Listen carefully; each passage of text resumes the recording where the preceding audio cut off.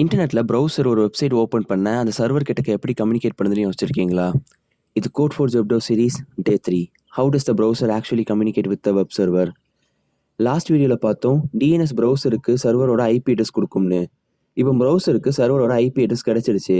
ஆனா ப்ரௌசருக்கு வெப்சைட்டோட ஃபைல்ஸ் வேணும். ஸோ ப்ரௌசர் அந்த சர்வருக்கு HTTP ரெக்வெஸ்ட் சென்ட் பண்ணும். HTTPனா hyper text transfer protocol.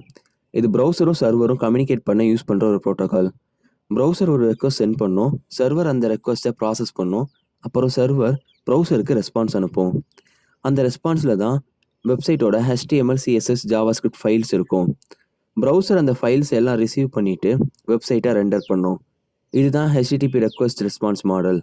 But HTTPயில் ஒரு ப்ராப்ளம் இருக்குது, அது செக்யூர் கிடையாது. அதனால தான் HTTPS இன்ட்ரடியூஸ் பண்ணாங்க. பட் HTTPS எப்படி செக்யூர் பண்ணுது?